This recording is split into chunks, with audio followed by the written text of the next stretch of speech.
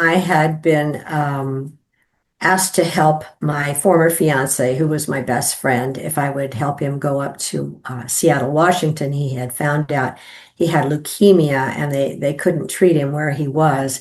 So this was a research hospital where they just make a big guinea pig out of you. And they wouldn't take him unless he had two caregivers. So he had one and asked me to go. And I said, sure.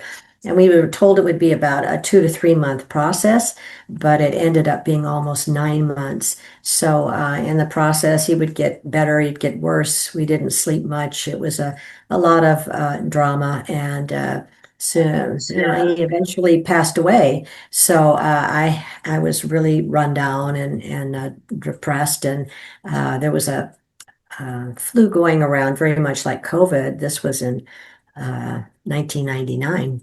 And I got that, and in short order, I was on my way to emergency.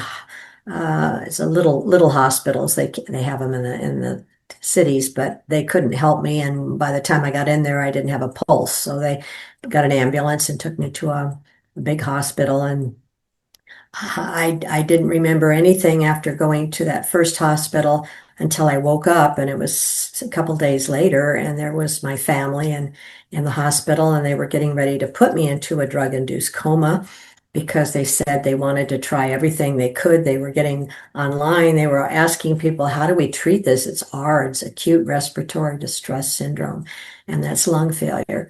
And so I didn't really have a choice. The family said, well, we've got to do everything we can. So the last thing the doctor said was, this medication is going to take your brain offline and you will remember nothing of what happens. You can't. And so I just waved goodbye to everybody. I was in an oxygen tent and they put me out. And then I woke up. Sometime in that period, I became conscious and I thought, where am I? It was pitch dark. There was no sound. I had no idea how I got there or how to get out. So I was afraid to move. I didn't know if I was going to fall in a hole or whatever. So I just sat there and I thought, well, okay. And I don't know how long that lasted, but eventually it started to get a little lighter, kind of a reddish glow thing. And I thought possibly the sun was coming up. I didn't know again where I was. So then it was kind of a swirling fog, and this was reddish, and then it got too warm, and then it was smelled really bad, and then I started hearing all this shrieking and moaning coming out of this fog, and I thought, wow, this can't be good. And then all of a sudden, out of this fog, this horrible voice came out really loud that said, "Do you know where you are?" And I was a good Catholic girl, and all the training and teachings I'd had through my whole life about purgatory and hell came crashing down.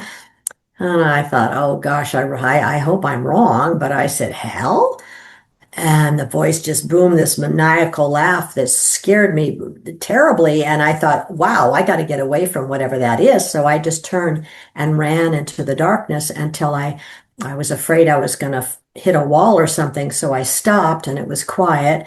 And then all of a sudden, all these bright lights came up, and I found myself in a ridiculous situation. It was the first time it came up, I was in like a movie set, except everything was all canted, like in a fun house, all crazy. And the people I talked to there, one of them was a living relative, so I still thought I was alive.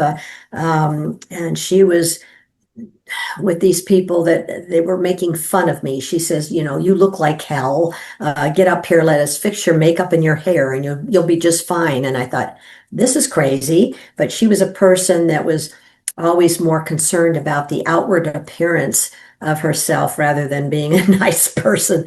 And so I thought, well, this is not what I need, So I just got off of the stage where they were all standing and they were all laughing at me. And I walked into the darkness, and again, it was dark. And then the lights came up. And this time I was in like a burned out city. It was like New York or someplace. And it had all the buildings, the windows were blown out, and some of them were crashing down. And it looked like I don't know, some sort of a space monster walked by, and I'm hiding in the concrete, and weird people are coming through, and I thought, what in the world is going on now? And I thought, well, I better get inside one of these buildings. I'm out here in the open, and this isn't safe. And you just do what you have to do when you find yourself in a strange situation. So as I was running and trying to climb concrete to get into one of the buildings, I got almost to the top of a concrete block, and I started falling. And I thought, oh no, there was nothing to hold on to. And I started to go backwards onto this broken concrete and rebar and stuff. And I thought, oh wow, this is going to hurt. And the lights went out, and the lights would come up. Uh, one of the first that I encountered a demon was the lights came up, and I was looking at some sort of furry something, and I kept looking up, up, up, and there was this great big demon was the only word I could think of with a stick, big stick, and I thought, oh, he's gonna beat me with that thing, and but all of a sudden he talked and he said, "Do you want to get out of here?" And I thought, wow, he spoke perfect English. That surprised me, and I said, "Yes, I do." And he says, well, I got a job for you. And I said, a job? And he says, yes. And he waves his hand. And far as we can see is this big, huge blackberry fields all the way to the horizon. And I thought, what? And he, all of a sudden, these scissors, the kids in kindergarten cut paper with her in my hands. And he says, yeah, just cut all that down for me and I'll get you out of here. And I thought, this would take forever. But I thought, well, I'm a survivor. I'm going to get out of here. I'll play along until I get a better idea. So as I got all scratched up, getting down to the roots of one of these, and I hacked and hacked and hacked, and finally got one of the vines. They were really thick, cut all the way through, and I put it behind me to get the next one. And when I turned back around, this darn one that I cut off just regrew and went all the way up 20 feet or something. And this demon fella thinks that's funny, and he's laughing, and I'm not thinking it's funny at all. And so I thought, he's not gonna bother me. I'm just gonna get this job done and get out of here. Well, then the lights go out. Excuse me. Then the lights come up. I found myself on this road a lot. Um, it was felt like the safest place I could be because I could turn all the way around and see if some creature or weirdo was, creeping up on me, but I didn't know where it went. I look up in the sky and there was no stars, there was no moon, nothing. It was just at the horizon. I just saw this reddish glow like fire might be coming over the horizon, but it was just enough to give me light to see where I was still on this road. It was just dirt, but so I would walk and walk and walk and walk and walk and walk on that thing. For a while, I thought it was a treadmill. I thought just as a giant treadmill, I'm never going to get anywhere, but at least I'm not with these other weird people and demons and things that I was running into. I was down the road quite a while, and I smelled something really good, and I figured, I don't know how long I've been here, but I haven't eaten anything. I'm thirsty. I'm tired. I maybe there's something up here I can get to eat. And as I came to this place in the road, on one side, there was a strange man sitting in a chair watching this woman across the street that was making all these huge, beautiful tables full of all kinds of food, all the way from soup to desserts. It was everywhere, and it was gorgeous. And I looked, and this woman was my niece, and I thought, oh my gosh, one of my favorite people. And I said her name, and she looked up at me, and I said, wow, I know you're busy, but I'm so hungry. If you could get me just a small plate of anything and a glass of water, I'll get out of your hair. And she just looked at me and said, well, this is for the important people. And I thought, ow, that hurt. And I thought, well, sorry to bother you. And I thought, what was that all about? But I thought, well, got back on the road. I kept walking, and I'm shortening this up a little bit. It's in great detail in the book, but it's very hard to tell the whole thing. It always puts me back there, and that's an uncomfortable place to be. Um, I was looking ahead. I thought this road has got to lead somewhere or they wouldn't have it. And I still didn't realize that I was in the situation I was because your soul is you and your body is just like your car. So if you leave your body somewhere, you're still you intact. So I'm wandering down this road looking left and right. There's nothing but rocks. And all of a sudden, ahead, I kind of see it looks like people, kind of like people. They're walking back and forth, in front of my road. What are they doing on my road? They looked dangerous. I got a little closer and I thought, wow, they're kind of limping along. They're muttering to one another. Uh, it didn't look friendly. And I thought, oh, geez, that looks like zombies. I mean, what else can that be? Those people I thought, oh, well, I can't get off the road because I don't know where I'll end up. So I'll just have to pretend I'm one of them. I'll just kind of slow my gait and drag a foot and moan and mutter and see if I can just kind of weave my way through. Looked like about 20 of them, and get to the other side and be on my way. So I approached slowly and I'm doing the zombie walk and all that stuff. And I got about halfway through this crowd when all of a sudden they all at the same time froze. So I thought, uh-oh, I better stop too. Oh, shoot, I bet they've detected me.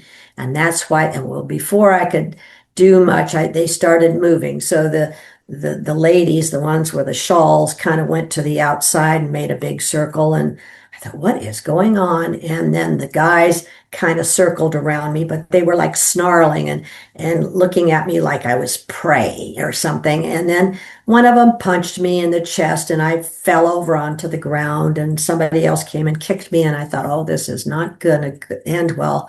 And then there was this horrible, gang rape scene that was disgusting and painful and horrible. And at the end, when they're backing up, and this one, oh my God, he had this face right next to me, and I thought, oh, they're sick. But that his face was like chunks of his face were falling off, and he just said, we've all got AIDS, and now you've got it too, and you can't die. You just get sicker and sicker like us. And I thought, oh man. Uh, just sat there, thought, what am I going to do next? And then this like demon lady broke in and said, wait, pushing them away and says, okay, come with me. You're one of us now. Come on, get up, get up. And I thought, oh, well, at least she'll get me out of this pack. I don't know when they're going to attack me again. So I gathered what I had left and followed her to where there was other women standing, and they looked as beat up as I was. And she says, okay, come on, we're going, and get in single file, which we did. I mean, what else are you going to do? And off we went from this dark area, like through trees or something. And then all of a sudden, as far as you can see, is nothing but tundra, snow, ice, no hills, nothing, just cold, cold. And off we went. So it was starting to snow. So we're trying to get our rags around us and going behind her and following this trail. And we went for I don't know how long. There's no time there. It's always now. It's hard to describe. But just going and going and going, I just know that by the time she says, okay, we're here, and we saw this horrible shack, we had snow up to our chests. That's how long we've been walking. We were so cold. We saw this horrible shack. And so she hustled us into this shack, and we thought, well, maybe it'll be a little warmer in there. But no, there was no insulation. So the snow's blowing through, and we're just huddled up on the floor and trying to get a little warmth between us. And she says, okay, now we wait for customers. And we all looked at one another, and I thought, oh, Lord, can this get any worse? I said, listen, excuse me, I've been here a long time, and this seems a particularly unfortunate, lousy situation. Something I don't know. And she just growled at me and says, well, it's Christmas on Earth. That's always the worst day in hell. I thought, hell? Wow. Wait a minute. I don't belong here. I was this good Catholic girl. I followed the rules and I shouldn't, no, this is wrong. And I thought, well, I was just mad. I thought, well, I know I'll just get her mad. Maybe I'll go someplace else. So I started singing a Christmas carol, and my favorite is "Away in a Manger," which I started singing. And I'm away in a manger, no crib for his bed. And she turned around at me and said, "Shut up." And the other ladies thought, "Oh, she's bugged, right? It's this little way that we can get back at her." So we kept singing we got to the little Lord, and I got almost to the next word, and she turned around and shrieked and jumped at me like she was gonna tackle me or something. So I just shut my eyes, and bingo, the lights went out, and I thought, oh, thank goodness. And bingo, the lights come up. Whoosh! This time is completely different. I'm like in this cloud of bliss and love and sparkly white cloud stuff just tumbling like there's no up or down or sideways, just completely immersed in this joy. And I can't remember anything that's happened to me. I don't remember earth. I don't remember hell. I don't remember anything. Just glowing and enjoying. I thought, oh, wow, I want to do this forever. I just don't want to leave. And as it's kind of starting to just kind of coalesce a little bit, but I'm still feeling all this joy and love, and I'm kind of floating down, and now it looks like I'm in a huge room with like white walls, but they're friendly walls. It's lovely, and oh wow, right over standing probably 20 feet away is my friend that just died the month before, and he had died of leukemia, and had no hair and blotchy purple skin, and he looked great. And instead of 50, he looked about 35. His hair wasn't gray anymore. It was brown. And he had a sweater I'd given him for Christmas. And he's laughing. He's clapping his hands. He's so happy to see me. And I'm confused. And I thought, wow, he doesn't know he's dead. I don't want to be the one to tell him, spoil his fun. And now he really starts laughing. He thinks that's hysterical. And I thought, uh-oh, it's starting to dawn on me. And then I remember looking over, something caught my eye, and there was this big table with a huge book on it, and it was open halfway. And I remember him saying, "Now, Mary Kay, you've got too much left to do." And I said, "No, that's going to be too hard. I'm going to stay here with you." And as I looked up again, he just looked at me and he says, "You've got too much left to do." And I thought, oh man, they're sending me back. And I thought, no, heck, you have no idea what I've been. No, I'm not going. I've just crossed my arms and I stamped a foot just like a 2-year-old. Said no. And the lights went out. And the lights came up. And I did have a little timeout period where I walked down this stream and talked to some ladies that told me what I had. I had some things to do, I think it was kind of a timeout because I was really mad. And so anyway, then the lights come up again, and there's people milling around. It's too hot. I can't move. I'm looking up and I'm thinking, oh no, I'm back in that place again. And then one of the people turns around and says, "Mom's back." And I thought, what? It's my daughter. What's she doing there? And then my mom and dad, and they're all screaming, and they're getting around the bed, and I'm freaking out, and I can't move. I can't figure out what's going on. And my daughter sits down, and I can't even move my head. And she says, I've got something stuck in my throat, so I can't talk. And she says, "Now, Mom, you've been in a coma for almost 3 weeks. We didn't think you were going to make it, but you're back, and now everything's great." And I thought, no, it's not even close to great. I was in great, and now I'm here. Now I got to go through this all over again, and then when I die, I got to go to purgatory again. Oh, I was just frantic. So it took, well, I had been there almost 3 weeks, so it took me another week in the ICU unit. I had to try and show some ability to improve so that the insurance company would let me go to a physical rehab facility, which I did for a month. And having just been on a feeding tube for 3 weeks, I weighed 86 pounds, so I had no muscle mass left. and no muscle memory. So I had to gain weight and then learn how to do everything a baby does, eat, swallow, walk, crawl, all that, which is embarrassing when you're 53 years old. So I was tortured and in my mind. Had trouble sleeping. I was afraid I would slip back into that place. I tried to tell my family what happened and they didn't want to hear about it. No, it was just the drugs. You're fine. You're fine. Nothing happened. I thought, no, no, it really did. But I tried to get back into a normal life. I married the fellow that I'd been dating and finally got enough strength back to go to my therapist, who said, wow, putting PTSD on your chart, but I don't know what to do to help you. So I would write it and write and write, trying to get this out. Just here's what happened, put it in a drawer. Maybe it'll go away. But it didn't. And so it took 10 years before a series of synchronicities led me to an IANDS meeting. That's the International Association for Near-Death Studies up in Seattle. And that was about an hour away on a drive. And I got up there and I listened. I went to a couple meetings and they're all about the angels and puppies and butterflies and stuff. And I'm thinking, man, that's not what happened to me.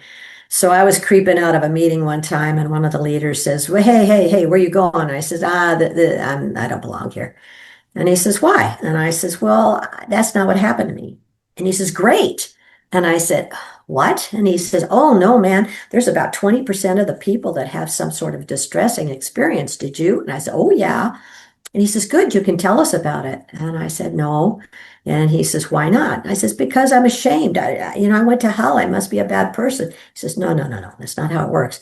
So anyway, I finally was able to tell the story and they were very receptive and encouraging. And so I became the hell girl. Anytime there was somebody that came in that had something distressing, they say, go get Kathy, get the hell girl. She'll help them. So that became my purpose. And as I started going to IANDS conferences, I heard more people that had had the distressing. There weren't too many that would talk about it. Several leaders were Howard Storm and Nancy Evans Bush, who I got to meet at one of these, and I got to tell her my story when we were in the bookstore. And she says, oh man, you got to write a book. You got to do this. You got to share that. And I finally did because COVID had me locked up for 2 years and I had nothing left to do. So I wrote the book and finally somebody from IANDS got it published. And about 4 years ago, I started a distressing share group. They've got all kinds of share groups there for all kinds of people, but I started one for the distressing ones. And there's been quite a few people that have come out of the woodwork and joined us. And in the last 3 conferences, there had never, prior to me being there, they hadn't ever had any panels or anything for us, but now we do, and it's growing. So I feel that's my calling. That's why I was sent back. That's my purpose. And the thing I remember laying in the bed, unable to move or talk or do anything, and that ringing in my ears, you've got too much left to do. And I thought, I can't go home, which is heaven, until I get it done, but I have no idea how that's going to happen until I got a phone call from Kirsty Salisbury in New Zealand, who said, I heard about your story. She said, I had a distressing one too. And I've got a podcast and I'd like you to be on it. And I said, wow, I don't have the money to go to New Zealand. She says, no, you don't understand. This was a new phenomenon, all the podcasting. And so I'm closing in on 200 of them right now. I've been on in the last 5 years. So that's, God takes care of all that stuff. I've been able to get the word out, and I'm very grateful. I'm grateful for what you do. You're part of the process of enlightening the world and helping other souls that have been through this to find some respite. So thank you for what you're doing.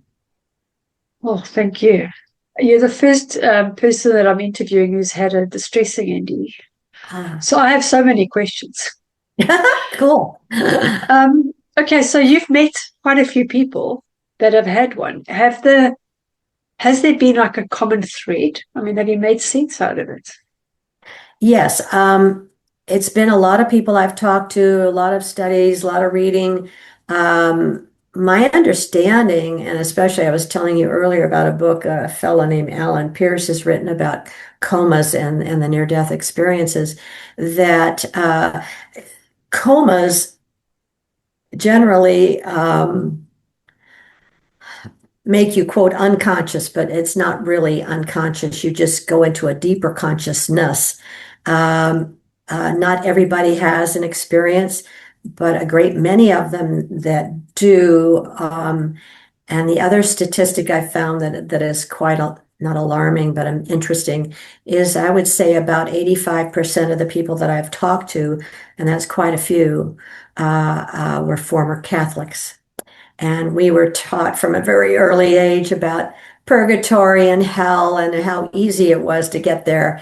And we were taught to pray for the poor souls in purgatory, that even though Jesus died for our sins, we still had to go to purgatory and get our sins burned off before we could go. So we would say rosaries for the poor souls in purgatory. You gave a lot of things. If you got hurt, you gave that up for the poor souls. And so this was just totally ingrained in our psyches. And you get over there and you talk to all these other people that have the positive ones. I don't believe there is a hell. I believe it was self-manifested. Um, I expected to go there, so I made one. And I think part of the reason I did that was so I could come back and tell people skip the trip. There is no hell unless we have free will. If you want to go to hell, God won't stop you. But God is all loving and all forgiving. There's a life review. I wasn't there long enough to get one. I'm told by hundreds and thousands of people that have had them. And not one that I know of has come back and said they were judged.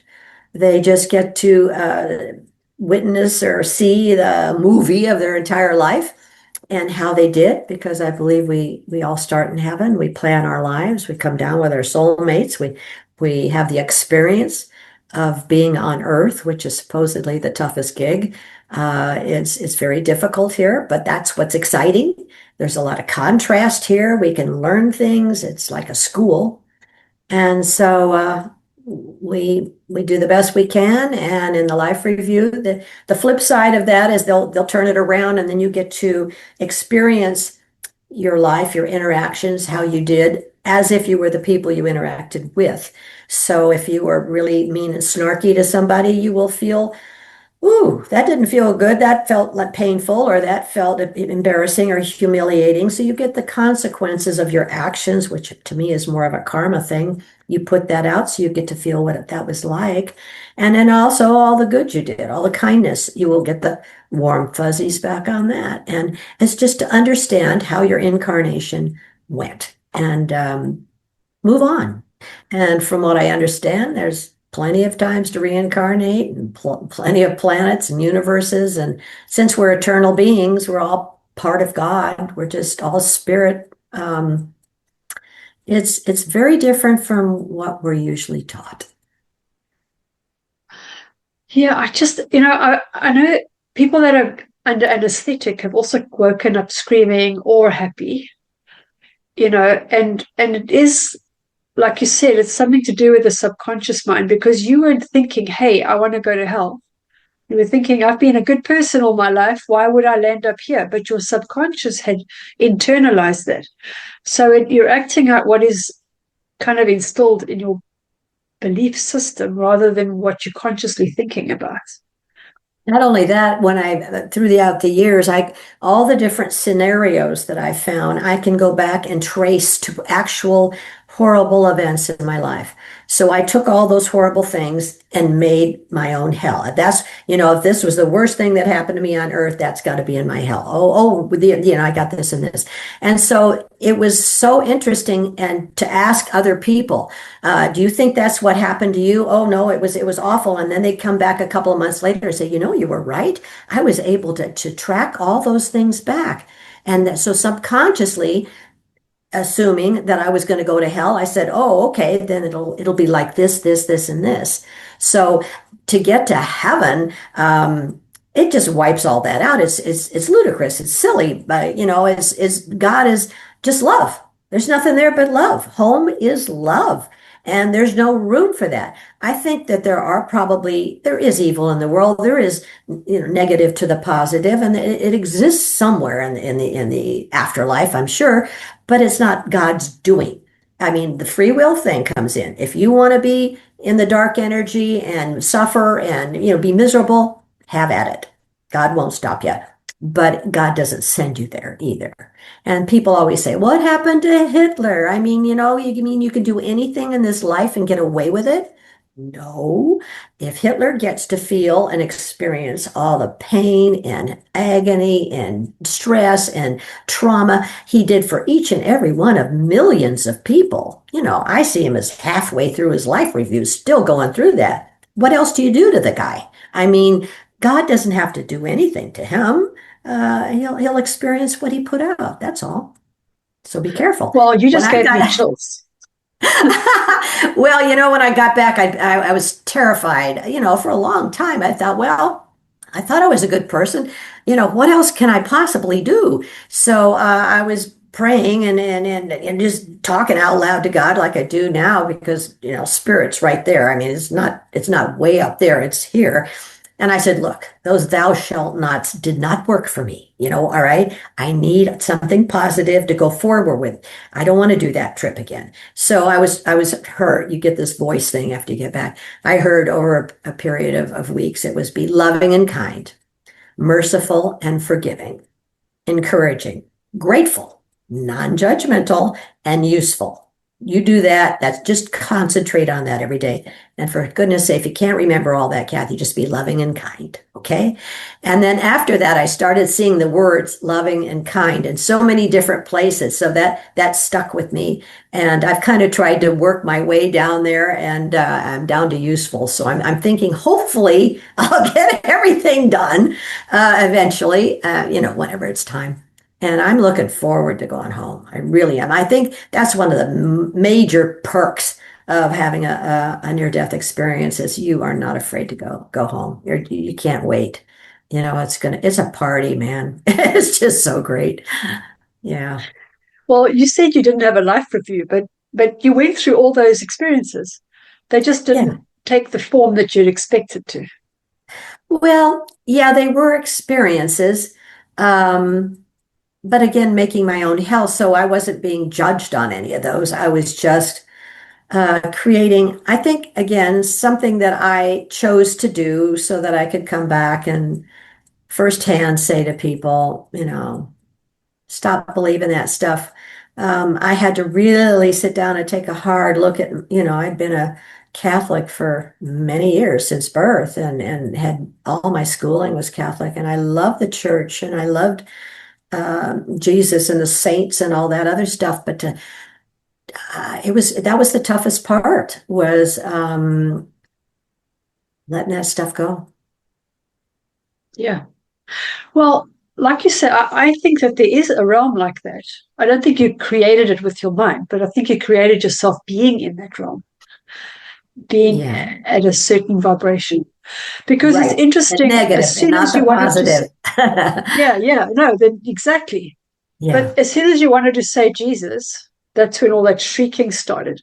And it Hmm. just reminds me because I used to get nightmares where I would wake up being tossed around by these entities with no legs. It just kind of like had these, like, yeah. So I understand it's like dark stuff. Yeah. And then I would say, in the name of Jesus. And as soon as I said the word Jesus, and I had such a hard time even saying it in my dreams, I couldn't get it out. It would just be gone and I'd wake up in that Hmm. instant. It didn't even take time. It was as I said it. So Right. I don't know. Also, I think, it's a subconscious fear or belief system that's like, oh, I'm not good enough, to go there. So therefore I find myself here. But I think a lot of it's to do with your raising your vibration to be thinking positive things and not the worst case scenario. Right. Right. You manifest that stuff. So you got to be careful. We're very strong beings. We don't realize that we can Yeah. make that kind of stuff happen. Yeah. Yeah. Wow. So when you were in both places, did you feel as if it was as physically real to you as if you're sitting here right now? Oh, yeah. Oh yeah, but your heightened awareness. I guess fear does that to you, and bliss, and it was. People say it's more real than real, and you go, kind of, what does that mean? But I guess it's so real that I don't remember what I had for breakfast, where my keys are, where I left my phone, but I remember every second that I was there 26 years later. It's not, it doesn't happen in your brain. It happens in your spirit. And so that's what makes it extra real. You don't have that human filter, I guess, around you. It's the pure you that's experiencing that. It's hard to explain. Yeah. Well, I agree with you. I definitely think that that was your purpose, to come back and be able to help others that have experienced some similar kind of traumatic events. Yeah. Yeah, I do too. And a lot of us go work at hospice when we get back. And I did. I was just drawn there. I was so jealous of these people. And it gave a whole different spin when I would go into a room and, there's the mom dying, and here's the grown. I remember this one time, this grown woman with her husband, and she was, how, I'll never see my mom again. I'll never see her again. And I was standing there. I said, "Oh yeah, you will." And she looked at me like, "Who are you?" And what's right? Not your business. I says, "I was there." I says, "I was there, and it's fun and glorious, and of course you're going to see her." And she looked at me. "Are you serious?" I said, I was, yes. She'll be as close as right now in spirit form. She'll never be away from you, and then she'll be there to greet you." And she turned to her husband, "I'll see my mom. I'll see my mom," and gave me a big hug, and I went to the next room. I mean, it was just such a one little guy, he was just having a hard time, and they told me to go in there. He keeps jumping out of bed. We can't keep him in bed. I don't know what's wrong. He can't talk. And I said, "Oh, great." I said, "I don't want to wrestle anybody." They said, "Go, go, go, go." I thought, oh, man. So I go in there, and the guy looking like they got his mattress on the floor because he keeps jumping out of bed. And I said, "I don't know why you're jumping out of bed, but I'm not a tackle. I don't play football, and I'm just a little person." And he's looking at me, these wild-eyed, and I look over and I saw that his glass next to his bed was empty, and the container that was supposed to put water in was empty. I'm thinking, wow, I was in the hospital. I couldn't talk to anybody. I got so thirsty, and I just looked at him. I says, "Are you thirsty?" And so I said, "Just a minute." So I ran down the hall. I asked the nurse if he could have water. She said yes. I ran back down the hall, got him water, and I didn't know how to get, I put his head in my lap, and I'm giving him water, and he was just so relieved. So anyway, I'm standing there, and he was still look kind of uncomfortable. I says, "Are you scared?" Yeah, and I said, "Don't be." I says, "I've been there. It's fabulous." And his eyes got like saucers. And I said, "It's a party. Everybody you know is going to be there. It's just glorious." And he went like this, and he got all ready, and he opened one eye, and he said, "Okay." He was waiting. Now he was waiting. So it was just a fun place to be. And people says, "Oh, how can you be around dead people?" I said, "Oh, man, they're going home." It's wonderful. So that's so funny when I hear people say, "Oh yeah, I worked at hospice too." Yeah, you just That makes sense because you realize that you had that fear, and there's no reason to have the fear. And a lot of people have been taught all this doom and gloom yeah, lifetime. yeah, Yeah. you're going to hell, and oh boy. I think if you go all the way over and don't come back, they don't even have that experience. It's just for the people that fear and come back. And again, there's a lot of us. And like I say, nobody's ever said they were judged, and they're still not afraid. They know it takes a while to unwind all that stuff because it's so real, and you don't know why did that happen to me, and nobody will talk to you, and the therapist can't help. And so being in IONS and being able to gather all these people around has made a huge difference in all our lives. Knowing that we're not damned people, we were misinformed. That's all. Well, I mean, you weren't even aware that that was a near-death experience. I mean, Yeah. you, I think around the 90s, there were a couple of books that came out around about near-death experiences. But before that, no one even knew that there was a term for it, and you're No, kind of on yeah, your own. started, yeah, 50 Yeah. years ago, we started in Seattle, and one of those founders Yeah. had coined that phrase. 50 Yeah. Because if you years, that's talk about all. it, they would Yeah. lock you up, say you're psycho, and put you on Well, medication. that's what they said. PTSD, it's not real. It was in your imagination. No, you were just hushed or shamed. Yeah. Do you think the lights on, lights off was kind of like your consciousness going in and out from the coma? Changing the scene. Yeah. Just like play that scene out. Let's try another one. Because I was in an earthquake in 1989 in Santa Cruz, California. It was a 7-point earthquake. I was downtown in my office and the town fell down. That literally, the all the buildings fell down. There was screaming. There's fires. People running up and down the street. I was shaking. The file cabinets were falling over. It was just the most horrendous thing I was ever through. So that was my first scene. The first real scene was that city where everybody's screaming and running around in fires. I mean, I took that and said, "Oh, that'll be a great opening act."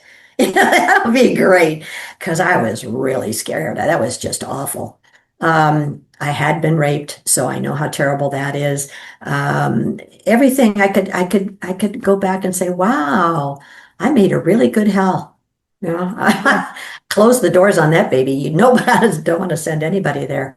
And the zombies, used to watch a lot of zombie movies as a kid with my Do you sister. think that having had that experience, because I heard a lot of people have had like a kind of depression after they come out, do you think that kind of cleared it for you? That you said, well, it can't get worse than this, so let me actually live life now to the fullest? The depression, yeah, that lasts a long time until, well, years, just till I could started finding other people that would talk about it, and then meeting Nancy. So um, I'm 79 now, so that happened when I was 52. That's a lot of years. Yeah. So I feel fortunate to have, well, not fortunate, it's all synchronicities and things we pre-planned. So I think I planned this to uh, to help people before I Yeah. even came down here. Next time, I think I'll do something a little less exciting. A lot of people say, "Man, I'm not going back to Earth. Once is enough. I'm going someplace else." So we'll see. You end up back with your soulmates and say, "Okay, that was a kick. Now, what are we going to do?" It's fun. It changes everything when you realize that you're in control of your life. You planned it. So when things happen now, and I used to shake my fist at God. Why does this stuff keep happening to me? I had a little baby died when she was 2 days old, and then the divorce and all that. Why? I'm a good person. But then I look back now and I say, wait a minute, Kathy, you planned that. And there I can see, well, like if that hadn't happened, this good thing wouldn't have happened. And I was able to help my other girlfriends that lost babies. You gain this empathy that is so much more valuable than sympathy when you go through something tragic and horrible and survive. So the next people can come to you and say, wow, she got over it. She got her life back. She can still laugh. I can too. So we take the things that are hard in our lives and they become gifts. Actually, it's when you finally wrap your mind around it, it's like, wow. I mean, I worked for this company for a long time and I got fired for a reason I don't want to go into. And had I not, I wouldn't have started my own company. And during the earthquake, I was property manager. My office was across the street from the town that was now flat. And I took care of all the people that we put in tents. I managed all that. So the things that I thought were disasters ended up being opportunities for me to help people. Uh, and so the rest of my life, when stuff happens, I think, boy, what was I thinking? Why did I plan this? This is not fun.